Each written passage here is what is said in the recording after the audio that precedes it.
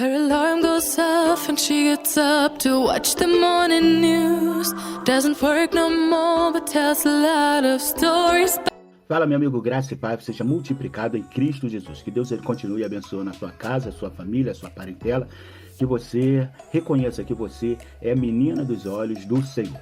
Nós estamos aqui analisando, meditando, examinando o livro de Gênesis, ou seja, o primeiro livro da Bíblia Sagrada, o livro do princípio, o livro de Gênesis. E hoje nós estamos aqui nos deparando com o capítulo 16. O capítulo 16, a qual nós estamos analisando.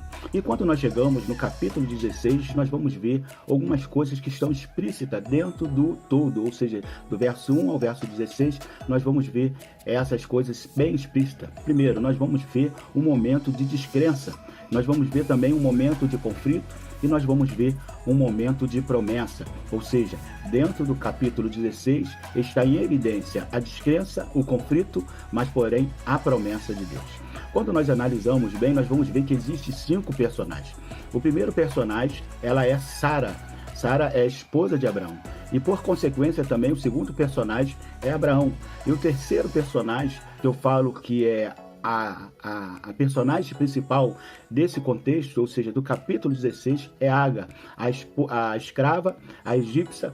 E nós vamos ver que o quarto personagem é Ismael, que é filha de Agar, juntamente com Abraão. E o quinto personagem é o anjo do Senhor, que nós falamos que de uma forma teofânica é o próprio Jesus quando se manifesta no Antigo Testamento. Ou seja, então nós vamos ver Sara, nós vamos ver Abraão, nós vamos ver Agar e nós vamos ver Ismael e também nós vamos ver o anjo do Senhor.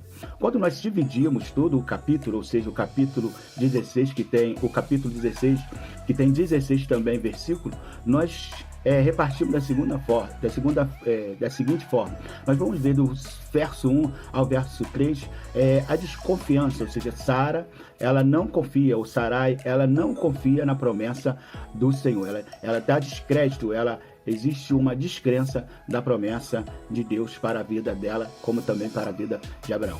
No versículo 4 ao versículo 6, nós vamos ver que Agar, ela se engravida, fica grávida, e isso traz um conflito, ou seja, do 4 ao 6 nós vamos ver um conflito por causa da gravidez de Agar.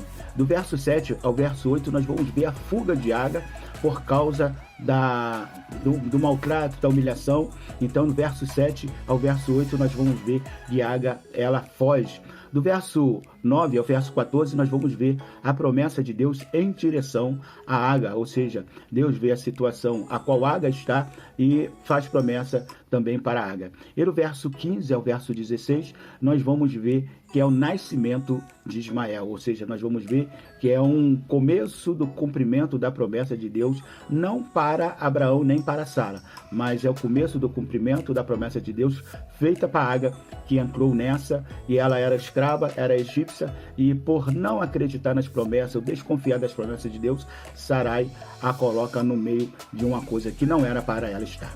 Então, quando nós começamos a analisar, nós vamos ver que o verso 1 ao verso 3 diz assim: Ora, Sarai, mulher de Abraão, não lhe dava filhos, e ele tinha uma serva egípcia, cujo nome era Agar. Verso 2: E disse Sarai a Abraão: Eis que o Senhor me tem impedido de dar luz.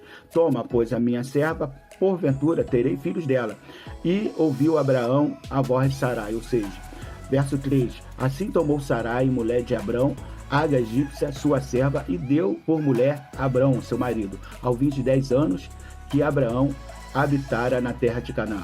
Então nós vamos ver que ela ficou afoita, ou seja, Sara ficou afoita, pegou a sua serva, a escrava, Agar, e deu por mulher a Abraão.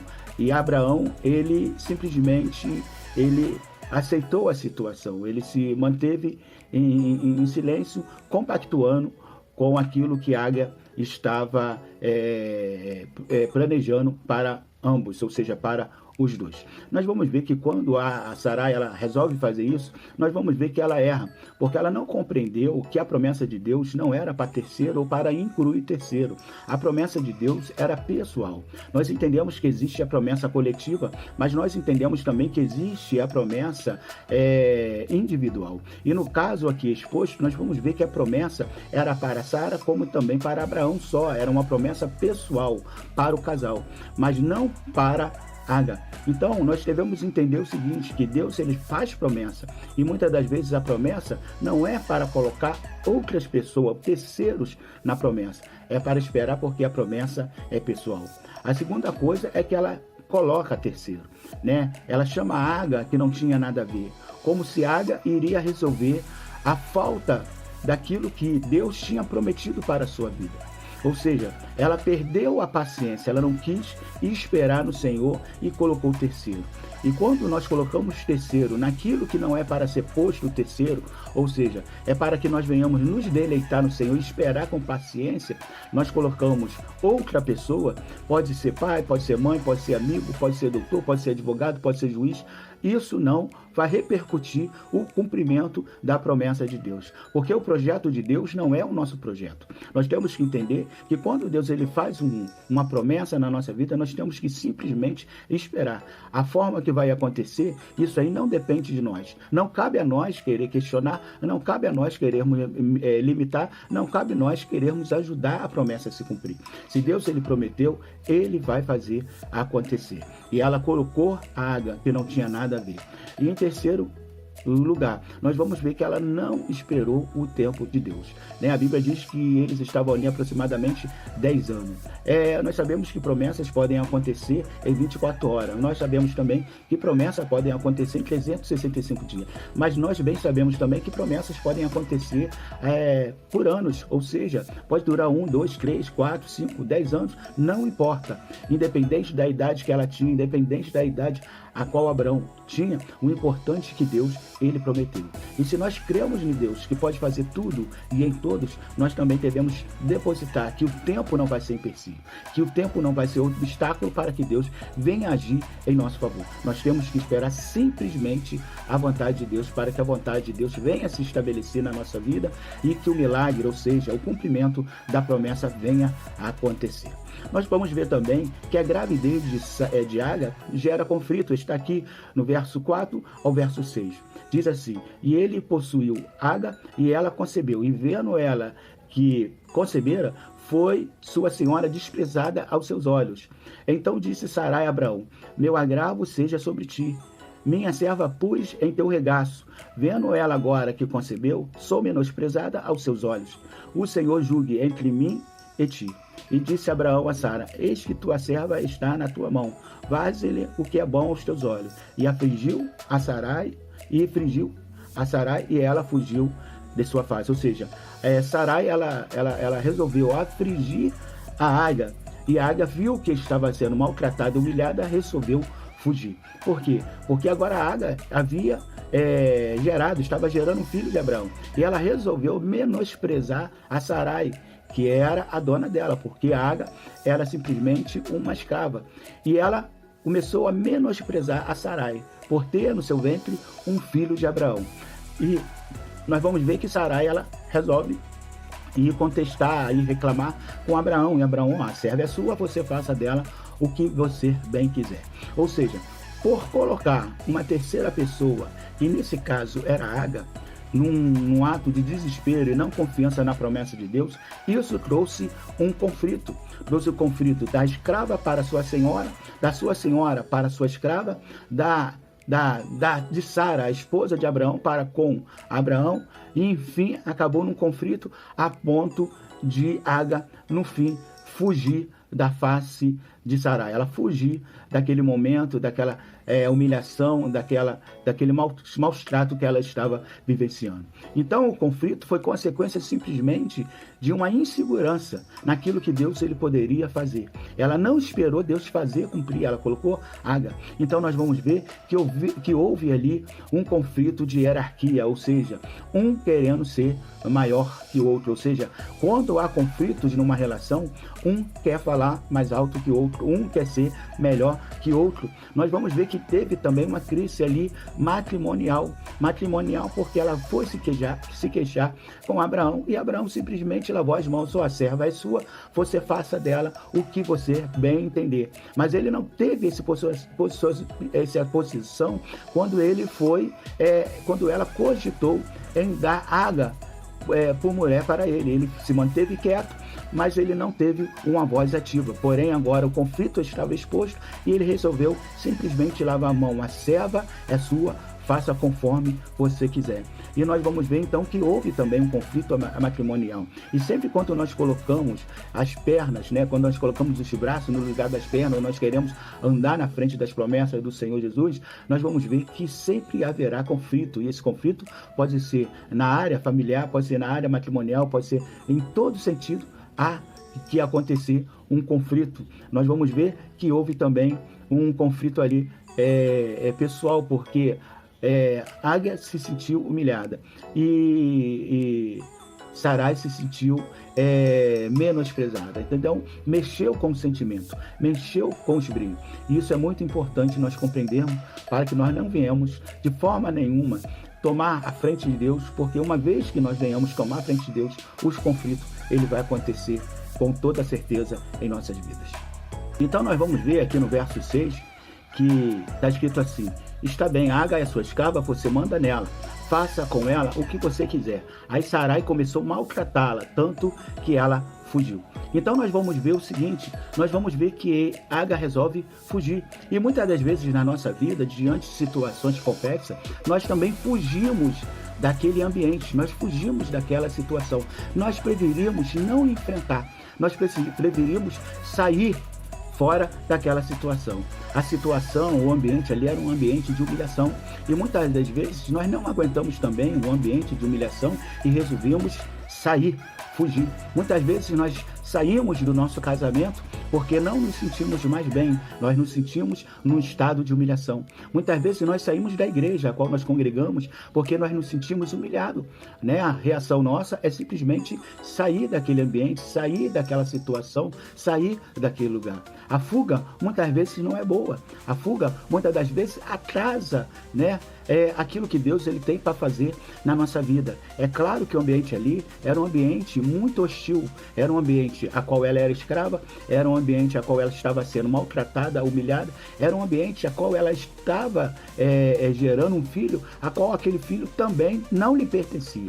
Né? Porque a situação do escravo é o seguinte: o escravo ele não é dono da sua voz, não é dono da sua vontade, não é dono dos seus desejos, porque tudo que ele tem pertence ao seu dono, pertence àquele que o possui. E muitas das vezes isso faz que muitas pessoas se sentam oprimidas e correm, ou seja, tentam fugir desse ambiente. Mas nós vamos ver que mesmo nessa situação deplorável, nessa situação crítica, Deus resolve exaltar a Ágar, e não só a Ágar, mas também a seu filho Ismael.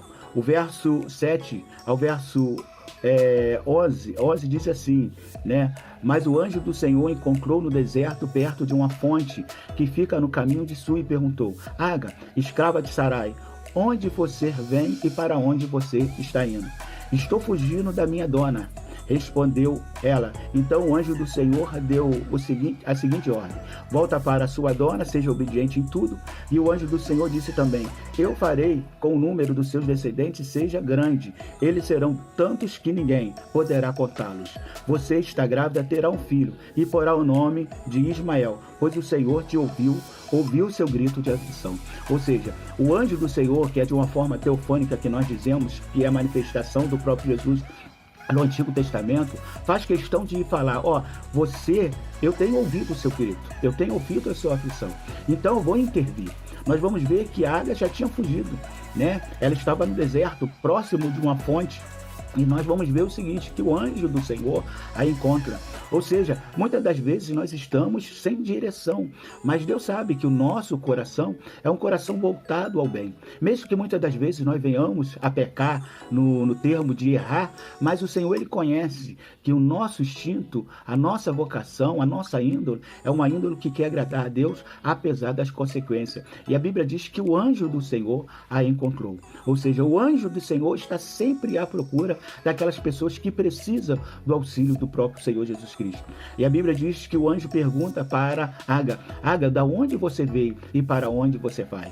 Eu creio que o anjo já sabia que ela estava fugindo e que ela estava em sofrimento, mas ela perguntou: da onde você veio e para onde você vai?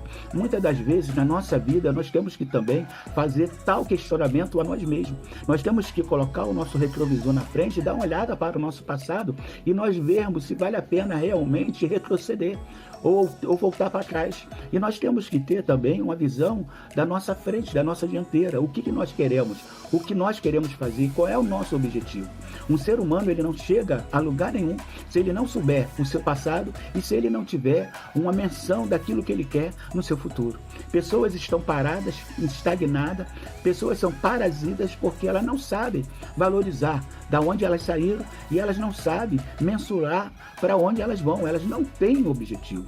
E é muito importante, de vez em quando, na nossa vida, nós fazermos tal questionamento, da onde nós viemos e para onde nós queremos ir. E Sara fala: eu vim, acabei de fugir da minha dona. Ou seja, ela se sentia ainda escrava. A escravidão estava nela. Ela falou: eu acabei de fugir da minha dona. Mas isso não foi condição para que o Senhor não viesse a abençoar. E o anjo fala: volta para a sua casa ou para a sua dona e seja obediente em tudo. Ou seja, nós lembramos de José. José foi obediente mesmo preso. E muitas das vezes nós temos que ter essa consciência. Essa consciência de nós fazermos tudo, agradar em tudo, porque o Senhor é aquele que faz justiça. Volta para lá, volta. O quadro vai mudar. É mais ou menos o que o anjo está falando. Volta para lá, seja obediente, porque o quadro vai mudar. Esse filho, ele vai ser seu. E esse filho, ele vai ser também grande a sua descendência. O seu nome será Ismael. Então, é muito importante que nós venhamos compreender os desígnios de Deus para as nossas vidas. Quando nós vamos concluir tanto o contexto, nós vamos ver que para Deus não existe predileto. Para Deus não existe dono ou escravo. Para Deus simplesmente existe alguém que precisa do seu agir, do seu manifestar. Simplesmente precisa da sua intervenção. Deus exalta o dono. Como lá na frente Sara vem a ter um filho chamado Isaac. Mas da mesma forma, Deus também exaltou a Agar, mesmo sendo escrava. Deus deu um filho, e esse filho se chamou Ismael, e nós vamos ver que a sua descendência também foi grande, tão grande como também a de Abraão.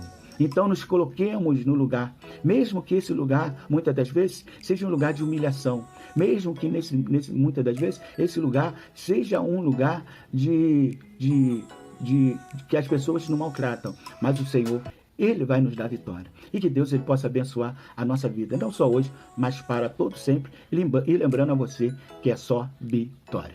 But youth drinks more lately, ain't got pills in many different colors too. Morning light is showing, she moves the chair to look out at her view. But a shop was built right across the street, it stands where the sunrise used to be.